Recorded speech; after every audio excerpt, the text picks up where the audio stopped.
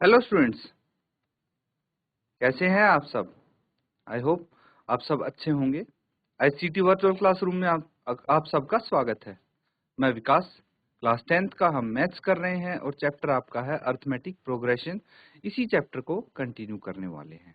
तो चलिए चलते हैं बच्चों स्मार्ट बोर्ड पे और कंटिन्यू करेंगे क्वेश्चंस। ठीक है बच्चों, क्वेश्चन नोट डाउन करेंगे आप सब। Find the sum of first 40 positive integers divisible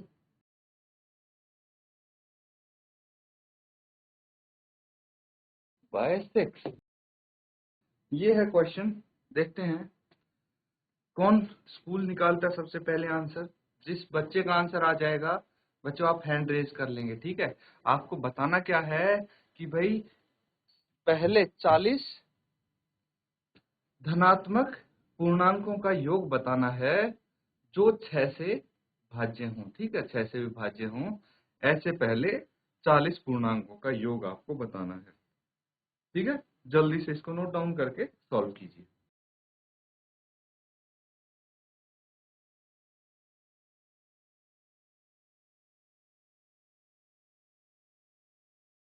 यहाँ पे ध्यान देंगे, कैसे इसको हल कर सकते हैं वो देखेंगे हम। देखिए हमें क्या करना है, सबसे पहले तो भाई वो इंटीजर्स लिखने हैं, पॉजिटिव इंटीजर्स जो 6 से विभाज्य हैं, डिविजिबल हैं। तो क्या लिखेंगे, the positive integers that are divisible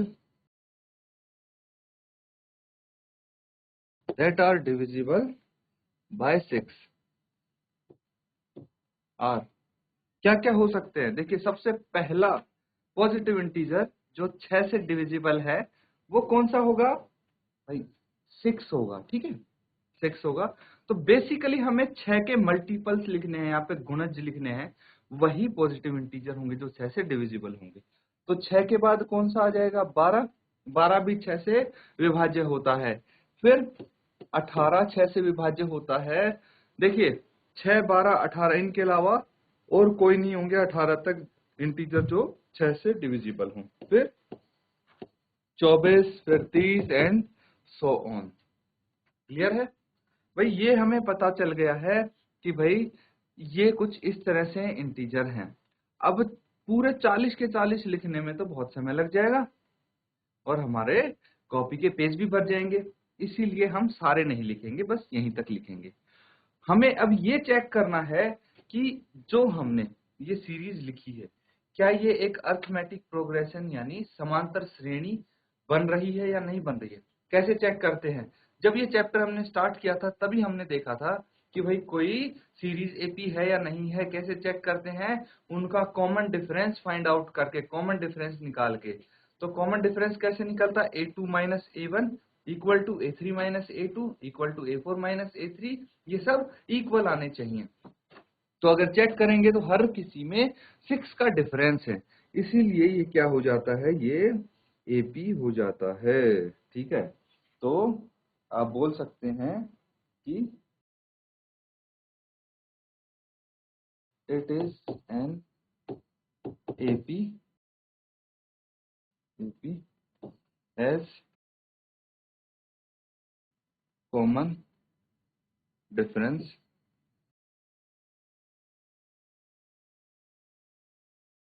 is 6 and first term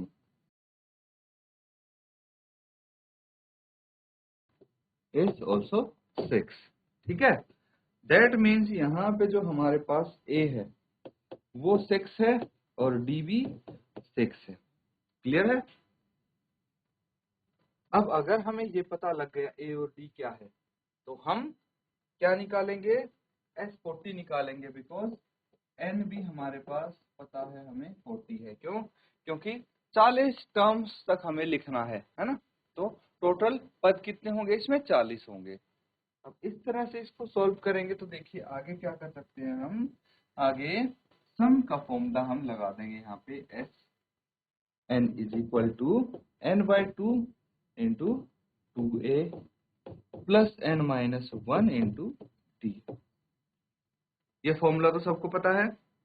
अब n की जगह कितना है यहाँ पे, 40 है, 40/2, 2a की जगह 6 लिख देंगे प्लस 40 माइनस 1 इंटू डी भी 6 आ जाएगा। आगे इसको सॉल्व कीजिए, क्या आ जाएगा, s40 है भाई, ये 2 से कैंसिल आउट होके 20 आ जाएगा, ठीक है। 40 का आधा 20 होता है, फिर 6 इंटू 2 12 हो जाता है, प्लस 39 इंटू 6 यहाँ पे आ जाएगा, ये हो जाएगा। अब क्या करना है भाई, मल्टीप्लाई करते रहिए, आंसर आपके आते जाएंगे। 20 हो गया, और ये 12 प्लस 6 इंटू 39 कर लीजिए, ठीक है। 6 इंटू 39 कितना हो जाएगा, 6 ने 54, तो 5 हासिल 6 थी 18, 18 और 5 23, 234 आ गया। या फिर एक सबसे इजी टेक्निक बताता हूँ, इस तरह के नंबर को मल्टीप्लाई करने का 30 है इंटू 6 करना है, 39 इंटू 6, तो इसकी जगह आप 40 इंटू 6 कर लीजिए, 6 चौक 24, 240 आ गया। तो इसमें से कितना कम हो जाएगा भाई, 40 से एक कम है, दैट मीन्स 240 में से आप 6 माइनस कर लीजिए, तो 234 इसका आंसर आ जाएगा, ठीक है। ऐसे हमेशा आप कर सकते हैं, क्लियर है। जैसे 59 इंटू 5 करना है आपको, तो 60 इंटू 5 कर लीजिए, ठीक है। 60 इंटू 5 कितना आ जाएगा, 6 5 30, 300 आ जाएगा। तो ये कितना आ जाएगा, ये 295 आ जाएगा, 5 कम हो जाएगा उससे। तो इस तरह से आप शॉर्टकट भी कर सकते हैं। अब देखिए हमें पता लग गया 234 है, इसमें 12 ऐड कर देंगे तो 20 इंटू 12 प्लस 34 कितना हो जाएगा, 12 प्लस 34, 4 प्लस 2 6, और 3 प्लस 1 4, एंड दिस इज 246। और अब 246 को आप क्या करेंगे, मल्टीप्लाई कर देंगे किसके साथ, 20 के साथ। कितना आ जाएगा, ये आ जाएगा 6 दूनी 12, एक हासिल, और 4 दूनी 8 और 1 9, 2 दूनी 4 और 0 एज इट इज। तो S40 ये आ जाएगा, that is sum of first 40 positive integers divisible by 6 is 4920। Note down कर लीजिए।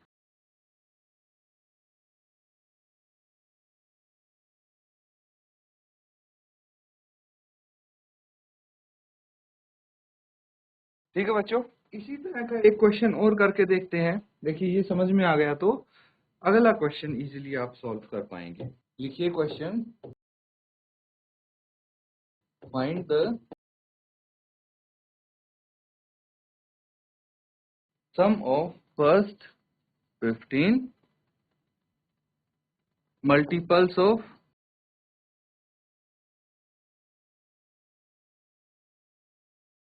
8। देखिए क्वेश्चन लगभग सेम है, बस लैंग्वेज इसकी थोड़ी चेंज है, और इसमें जो फिगर्स है वो चेंज हैं। कैसे, मैं समझाता हूँ आपको। देखिए यहाँ पे भी वही चीज बोली गई है कि 8 के गुणज का 15 गुणज का आपको क्या बताना है, सम बताना है, योग बताना है, जो पहले 15 गुणज होंगे। या इस क्वेश्चन को इस तरह से भी लिख सकते हैं आप, find the sum of first 15 positive integers that are divisible by 8। पिछले क्वेश्चन की तरह हो गया कि भाई ऐसे धनात्मक 15 धनात्मक पूर्णांकों का योग बताओ जो कि 8 से डिविजिबल है, ठीक है। तो पहले 6 से पूछा था और 40 इंटीजर का पूछा था, अब 15 इंटीजर्स का पूछा है। तो पिछले क्वेश्चन के लगभग बराबर है ये क्वेश्चन, वैसा ही है, सॉल्यूशन भी बिल्कुल सिमिलर होगा। जल्दी से नोट डाउन करके सॉल्व कीजिए इसको, जिसका आंसर आ जाएगा हैंड रेज करेंगे बच्चों। तो यहाँ पे बच्चों आपको देखना है कि मल्टीपल्स क्या हो सकते ऑफ 8 आर, 8 के मल्टीपल है 8, 16, 24, 32, 40 एंड 48 एंड सो ऑन, चलते जाएंगे ये। तो आपको क्या देखना है, क्या ये एक एपी है या नहीं है, यही तो चेक करना है। तो यहाँ पे देखिए जो इनका कॉमन डिफरेंस है भाई, हर एक टर्म के बीच में जो डिफरेंस है वो कितना है, 6 का है। तो कॉमन डिफरेंस क्या हो गया, 6 हो गया। और अगर हमारा कॉमन डिफरेंस 6 है तो ये एक एपी है। तो यहाँ पे आप बोल सकते हैं it is an AP S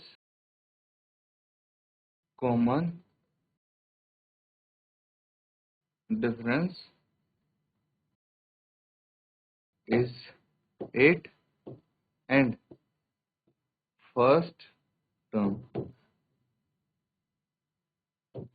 is also 8। तो ये एक एपी है क्योंकि इसका कॉमन डिफरेंस 8 है और जो प्रथम पद है वो भी 8 है। दैट इज ए है 8 and D is also 8 and N यानी कितने टर्म्स का हमें योग निकालना है, 15 टर्म्स का, ठीक है। क्योंकि फर्स्ट 15 मल्टीपल्स बोला गया है तो इसलिए प्रथम 15 पदों का योग आपको निकालना है। फॉर्मूला तो पता ही है हमें, S N is equal to N by 2 into 2a plus N minus 1 into D, ये फॉर्मूला है। तो एस 15 की वैल्यू निकालनी है हमें, 15/2 हो जाएगा ये इंटू 2, ए की जगह है 8 प्लस एन कितना है 15, 15 माइनस 1 इंटू डी की जगह भी 8 लिख देंगे हम। तो ये 15/2 हो जाएगा आपका और 8 दूनी 16 प्लस 14 इंटू 8 यहाँ पे आप कर देंगे। तो इसको फर्दर सॉल्व करेंगे, क्या आ जाएगा आगे इसको सॉल्व करेंगे तो एज इट इज लिख दीजिए S15 इज इक्वल टू 15/2 ऐसे ही हो जाएगा और ये आ जाएगा आपका 16 प्लस 14 गुना 8 आपको करना है। अगर 14 का टेबल आता है तो बहुत अच्छी बात है, और अगर नहीं आता है तो आप क्या करेंगे, मल्टीप्लाई करके देखेंगे 8 से 14 को, तो ये आपका 112 आ जाना चाहिए। 14 8 112 होता है, लेकिन अगर नहीं आता है तो फिर प्रॉब्लम है। इसके बाद ऐड कर देंगे इनको, 15/2 इंटू 16 प्लस 112 कितना हो जाता है, ये हो जाता है 128, 128। इसको कैंसिल आउट कर देंगे, 2 से 2 6 12, 2 चौके 8, ये हो जाएगा 15 इंटू 64, 15 चौकी 60, 6 हासिल, 15 छक्का 90 और 6 96, 960 आ गया पहले 15 मल्टीपल्स का योग। बस यही तो करना था, प्रीवियस क्वेश्चन में भी ऐसे ही हमने सॉल्व किया था। नोट डाउन कर लीजिए बच्चों, और किसी को कोई डाउट हो, कोई पूछना हो कुछ तो आप पूछ सकते हैं। जी ऐसी था नो, नोट डाउन हो गया बेटा आपका, हैंड रेज करके बताइए अगर नोट डाउन हो गया तो। Very good very good. And जी ऐसी ओजली, आपने कर लिया बेटा नोट डाउन, ठीक है वेरी गुड। तो चलिए एक क्वेश्चन है जो आपको होमवर्क के लिए मैं दूंगा, फटाफट इसको नोट डाउन कर लेंगे क्वेश्चन को।